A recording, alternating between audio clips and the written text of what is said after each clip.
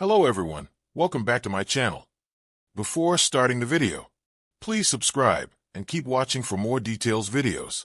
Draw WTA Cincinnati Open 2025, led by Sabalenka, Gauff, and IGA Swiatek in U.S. Open precursor.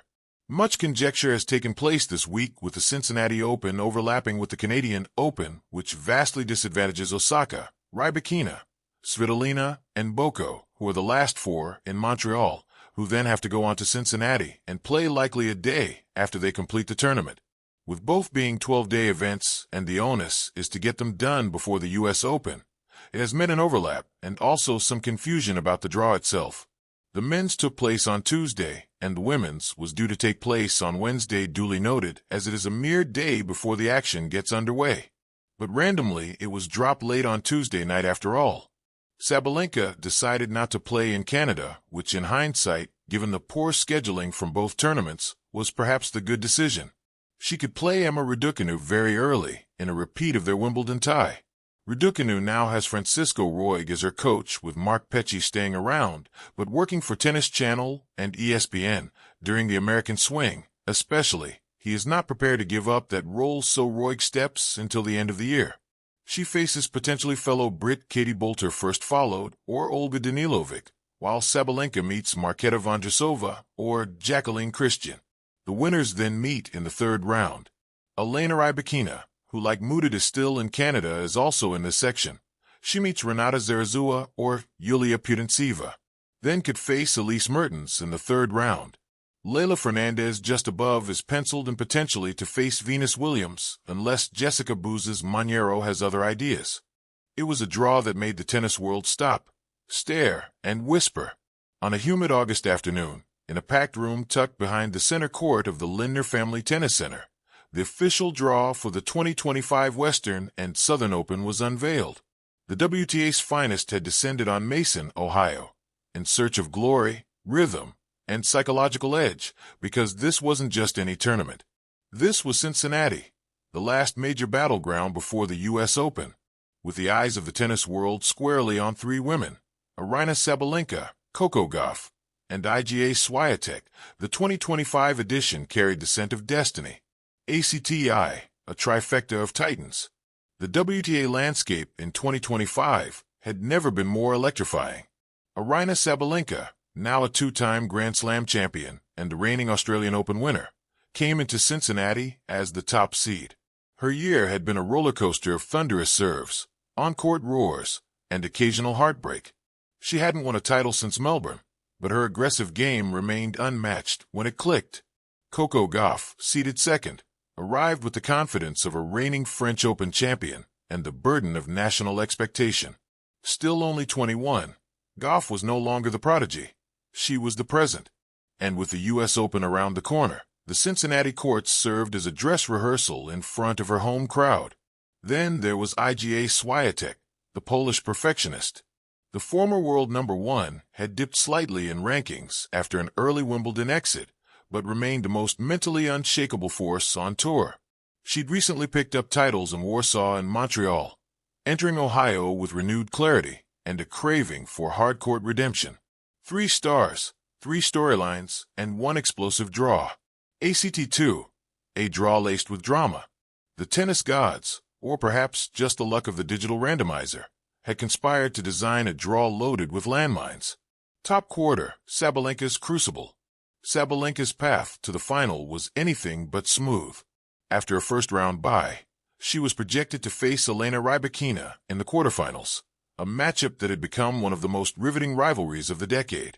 But first, she could meet Linda Noskova, the Czech teenager who had stunned her at Indian Wells earlier in the season. Her section also featured Naomi Osaka, the wildcard whose comeback tour had picked up pace over the summer. Osaka, now a mother and fan favorite once again, had rediscovered her fire. If she survived the early rounds, a Sabalenka-Osaka third-round clash could fill Arthur Ashe a week early. Second quarter, Swiatek Symphony. IGA Swiatek, seeded third due to Gauff's rise, was drawn into the second quarter, a section that mirrored her cerebral, chess-like tennis. Her opener might come against Caroline Garcia, once a top 5 player, now battling to stay relevant.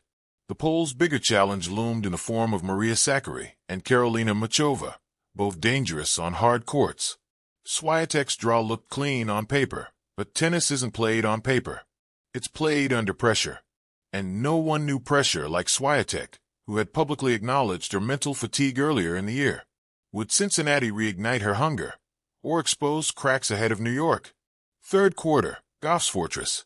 If Gauff needed a tune-up before defending her U.S. Open title, her draw delivered, but it also tested her patience. After her bye, she could face Emma Raducanu, another former U.S. Open champion, navigating the rocky road back to form. A potential quarterfinal against Ons Jabeur, the Tunisian trickster, promised artistry versus athleticism, a stylistic contrast made for TV. Gauff's quarter was a mix of nostalgia and new blood. Teenage phenom Mira Andreeva loomed as a potential third-round opponent, bringing a fearless power game that had blindsided more than one veteran in 2025. Bottom quarter, the wildcards and wolves. The final quarter, headlined by fourth seed Jessica Pegula, was the most open and arguably the most chaotic. Pegula was consistent but hadn't won a title all season. Her section included players like Beatriz Haddad-Maia, Petra Kvitova, and Daria Kasatkina, all capable of breaking open a bracket with one inspired match. One name stood out, though: Venus Williams, the eternal wildcard. At 45, she was here not to win, but to remind the world what hard looked like. If nothing else, her presence cast a nostalgic glow over a tournament hurtling into the future. ACT3, fire on the court. As play kicked off under the sweltering Midwestern sun, the narrative threads began to tighten. Sabalenka, true to form, bulldozed through her early matches with booming serves and emotional peaks. Her third-round showdown with Osaka was the match of the tournament, a three-set war of attrition and aggression. Sabalenka prevailed, 6-4, 4-6, 7-5, collapsing in relief before raising her arms to the roaring crowd. Swiatek looked clinical. She dispatched Garcia and Muchova with minimal fuss, her footwork surgical, her shots laden with topspin. Her mental game, sharpened by sports psychologists, seemed airtight.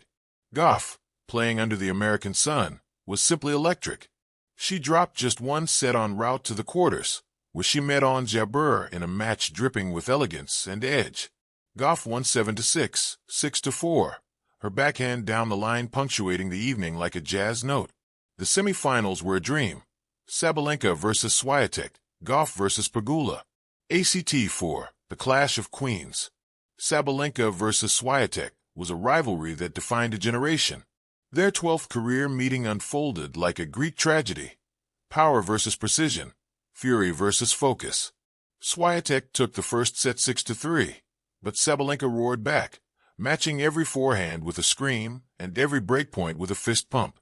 In a third set filled with drama, Swiatek served at 5-4 for the match, only for Sabalenka to break with a reflex volley that kissed the sideline. She then held serve and broke again to win 3-6, 6-4, 7-5. IGA pushes me to be more than I thought I could be, Sabalenka said after, tears mixing with sweat. But this week, I refuse to blink. Gauff versus Pegula, an All-American duel, had the flavor of a changing of the guard. Pegula, ever the tactician, had her moments, but Gauff's speed, depth, and belief were untouchable. She won 6-2, 6-3, booking her place in the Cincinnati final for the first time. ACTV, the final prelude. The final was set, Sabalenka versus Gauff, a power-punching Belarusian against a defiant American. By now, Cincinnati was buzzing. The sold-out stadium vibrated with anticipation. The match itself was a showcase of everything women's tennis could be: raw, rapid, riveting. Gauff took the first set 7-5, using the crowd like a sixth-gear. Sabalenka responded with a 6-2 barrage in the second. In the decider, both women raised their levels, trading breaks, winners, and primal screams. At 5-5, Gauff saved 2 break points with second-serve aces, a testament to how much her game had matured. At 6-5, she broke Sabalenka with a forehand return winner that painted the line. Victory. 7-5, 2-6, 7-5. Gauff dropped her racket, arms skyward, chest heaving. "I knew this was a test," she said during the trophy ceremony. "And if I want to defend New York, I needed to pass it." Epilogue: The storm before the slam. As the Cincinnati skyline faded into the August dusk, the implications were clear.